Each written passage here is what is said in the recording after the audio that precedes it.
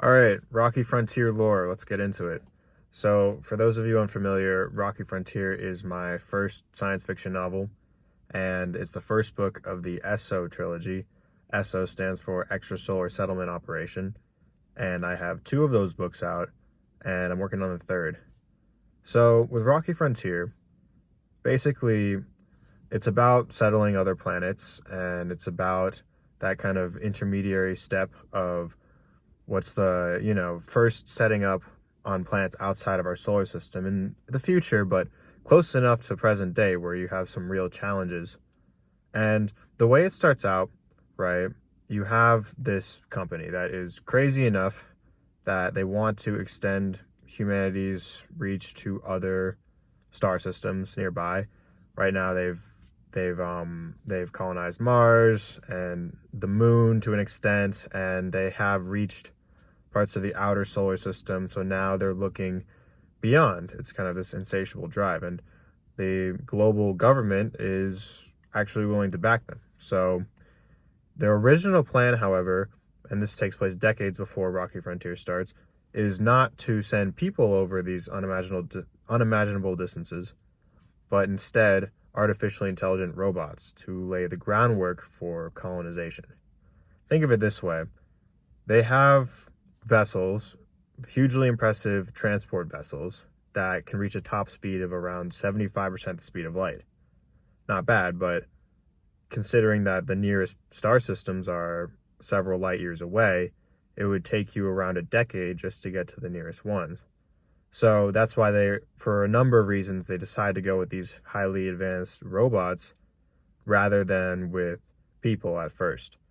But when they send these robots over, they recognize that the types of environments and challenges they're going to get into without any sort of direct interface, because you can't control these robots, you can only send communications at the speed of light. So they're basically in a massive communication gap where, say, you send them like 5, 6, or 7 light years away.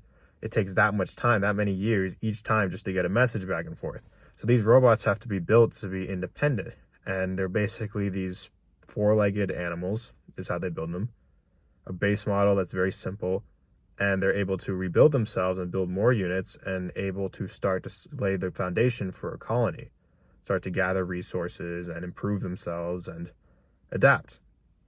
So this sounds all well and good in theory, but when they actually do it and they get this operation going, they eventually lose touch with the robots, and the robots are kind of just lost. And it's this thought of as this one-off experiment that used a crazy amount of resources, and we sent these robots to explore other planets, but we never heard back from them, and we've just kind of we've littered our broader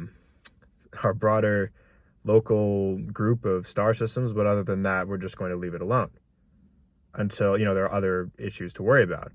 Until decades later, when this ESO company, headed by a broader corporation known as SOMTA, that'll get into all sorts of other things, but they decide to start up this program again, but with people. And they say, okay, we are going to get some of the most specialized, talented people. We're going to break down the exact different types of fields we need and get the best person possible for each one of these fields. It's going to be highly competitive. They have campuses and training sites all over Earth and Mars and the other places as well. It's a massive operation, probably the biggest operation in history. And the way that they're going to do this, and they want to propel humanity forward. And the way that they're going to do this, they're going to recruit these people, send them out kind of like pioneers. It's a lot like the Age of Discovery, where you go to one of these colonies and it's not like you're just signing up for a brief commitment. You're signing up for years-long commitment. Now, yes, they will freeze you during the journey over using cryogenic stasis, which they perfected to the point where you don't really age during the trip. But you go there and you do a service of at least 27 months on one of these planets. And once you do that, then they have the transport vessels go back and forth between the star systems about every 6 months or so. It ends up there. So whenever you finish your 27th month, the the soonest transport vessel after that, then you get to leave. So it kind of depends on when you arrived. And there's a little shifty with like which specific month, but then you get to go. Then you go back. So for the SO3 colony, which is where Rocky Frontier takes place, it's a 23-year service. But on the flip side, in order to get people to do this, they will pay you an incredible amount of money. That's basically the reward there, and you get to be one of the first people exploring the frontier of space. That's why it's called the frontier. So this kind of age of discovery approach to it, where you're not just casually exploring, it's a lifetime commitment, answers also, it raises all sorts of interesting questions. Like, what type of people would actually sign up to do this? It attracts a very unique set of personalities and people with certain circumstances. One of the most common being that often they have family troubles, or they just don't have a family at all, so to speak. They don't have something attaching them to Earth or to their home. They have a strong reason to want to escape from all of that. It's a big form of escapism, and it's a big form of either that or just seeking career above everything else. So there are countless reasons. But basically, a normal person, a well-adjusted person, would not be doing this. So those kinds of personalities are interesting, and we see how they interact and they clash, and that's one of the big questions explored in the book. But then you have the issue of these robots. Let's circle back to that, because I brought that up and then just kind of, that was decades ago. But so the SO3 colony, the way that it's, that I would describe it, is this icy, it's not snowy, it's a rocky place. So picture you have kind of a gray rocky surface, and you have plateaus and mountains and rocky plains. You don't have grass or trees or anything like that. The only type of life on this planet aside from people. So there is alien life, but it's microbes, right? That's all you got. At least the only organic life. And, but the planet does have these beautiful glaciers that cover miles and miles of land. It has frozen lakes and glaciers, and some areas are just completely ice. And you can see it from space. And that's basically the landscape of Rocky Frontier, and it has caverns and caves underneath and all these things. When you actually get to the colony, everything is very spaced out. Like, it's not like, because these colonies are built for these massive vehicles and machines that people use to get around. They have vertical takeoff and landing ships that they fly all over the place. They have these electric buggies that they drive. They have, durable, strong tires that can handle the very rough terrain. They have these kind of all-terrain vehicles. So the colonies themselves, and of course it's just an expansionary mindset, the colonies themselves are very big and spaced out. They're not exactly, you have a main colony that's pretty walkable, but outside of that, you have these kind of pockets of like mines and other facilities, shipyards, and this kind of stuff. This kind of like big and open, expansive feeling to the colony. It's kind of like a playground in that sense. It's like a sandbox is rather the word, where you can, you can basically go as far as you want, because you are one of the only couple hundred people on this planet.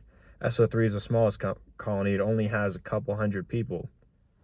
But back to the robots, because basically while you're, doing your service on this colony and basically getting your spot in history, you do have these robots that are kind of a taboo subject on the SO3 colony, because they were sent before, but no one really has contact with them, and they're a big unknown. Nobody knows how many are out there, and they're pretty rare, but they do occasionally make appearances. Even though it's such a broad, vast planet, the robots could just kind of do their own thing, and that's what they have been doing for decades. But when Rocky Frontier starts, all of a sudden they're turning up, and they've changed. They are not like these just basic quadrupedal dogs, you could describe them as, or like, um, basically they were just, yeah, they were these very simple, they can climb rocks, they can, run all over the place, but they basically just had like a small body, four legs. They can interact with their environment, but they're very simple. And now, at least one kind of robot that has turned up it's called a spider.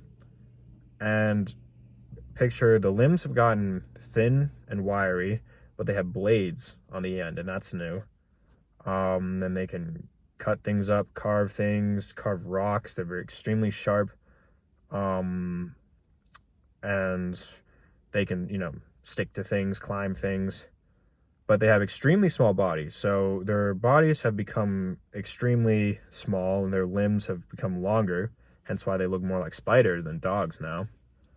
Um, they can jump extremely far, they can crawl on ceilings, run around, and they're a lot more fierce than they used to be. They actually have become violent and in a pretty terrifying way, where they can sneak around, they don't really, they move erratically, they don't really seem to just keep to themselves as they were built to. And as far as what's the extent of their reach, how much have they actually built or done on the colony, no one really knows either. They kind of just roam the icy plains, or sometimes you see them turning up in various random spots, but the robot sightings are rare. At least as far as going into Rocky Frontier, they're barely ever happen, so it's kind of a taboo. Not to mention there's been a culture shift where the colony was originally this kind of wild spirited place, kind of like the Wild West or something, where people just go and they establish their own place and they do their work. It was always a company culture because this is created by a company, but people used to have more freedom versus nowadays under this new leader named Franklin Howe. He's tightening things up. Security patrols are more frequent. People aren't really supposed to, they don't have as much livelihood outside of their jobs. And now that it's not the original group of people who are going, now it's just people coming and going from their arrivals with the transport vessels. You have a lot of people who don't know each other at the colony, and it's just a very different kind of atmosphere, where everything's a bit more socially dead, really. It's become kind of a workaholic culture. So enter Larry Atkins, my main character, a security worker on the colony. He does a few different shifts because basically everything is gig work at the colony.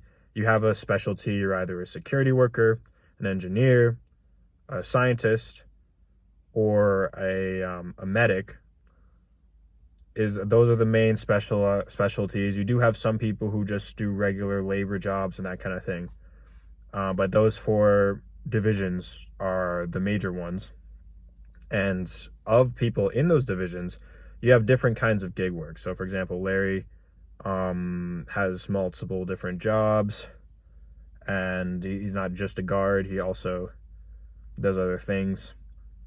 But the thing with Larry is that he has definitely taken notice or felt the kind of culture developing in this colony. He doesn't really find himself fitting in that well to it.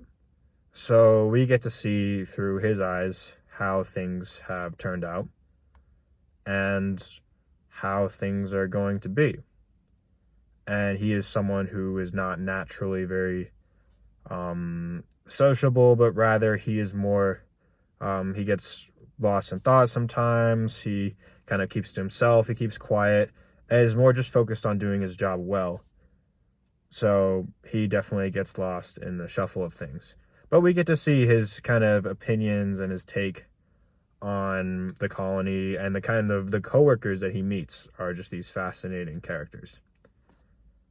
So that's the basic rundown of going into Rocky Frontier, what this whole this whole thing is about. It's, this exploration of starting up these new colonies as pioneers, but it's a lifelong kind of commitment. So it's a very, like, it attracts a certain type of people, and then you've got these robots, and so yeah, it's kind of like one big psychological experiment.